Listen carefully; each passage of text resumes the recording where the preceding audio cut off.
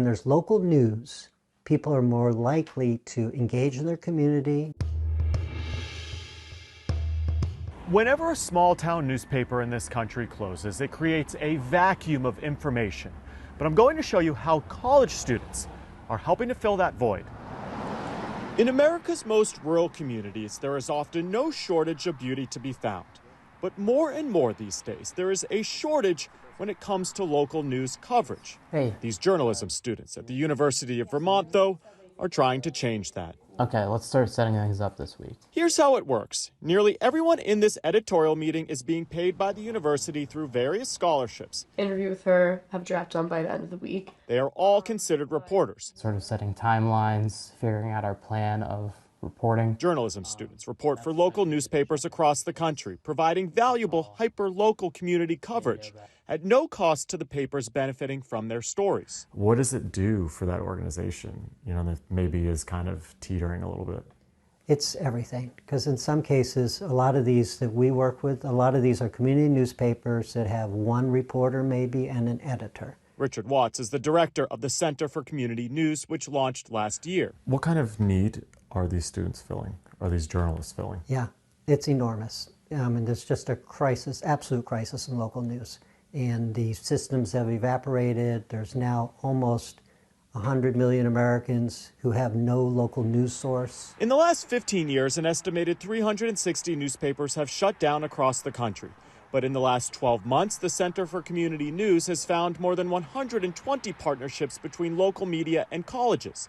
Many are bolstering news in rural areas where larger media companies have pulled the plug on local news organizations. So I think people are willing to open up a little bit more to smaller news. Aubrey Weaver is a college junior from Colorado who is covering hyper-local politics here in Vermont. What's it like just being out in these communities and really getting to kind of, travel and cover these, maybe smaller cities and towns? Yeah, well, it's such an immersive experience. Like, I'm not being from Vermont, it's just been totally eye-opening to see kind of a different way of life. At 19 years old, Weaver is hoping to connect with the next generation of news consumers. What do you think you guys are bringing to the table? We have a different perspective to bring to news in general about kind of what younger people want to see and what younger people are thinking about. For the most part, people want to know what's happening where they live, right? Thomas Renner is the deputy mayor of Winooski, Vermont, a city of 8,300. Do you kind of consider it a news desert? Is this a place where it's hard to find news about what's going on in town? Yeah, I mean, we don't have a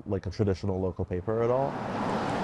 Nearby Burlington, Vermont gets plenty of news coverage, but Winooski's local issues often get overlooked.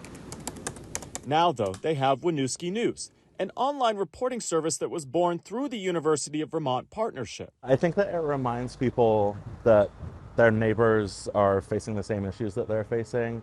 It reminds them that they have more in common than they think that they do. All of this comes at a time when just 7% of Americans say they have a great deal of trust and confidence in the media. Bolstering hyper-local content, experts say, is a way to combat that mistrust. Everything seems so national when it comes to the coverage that they're getting.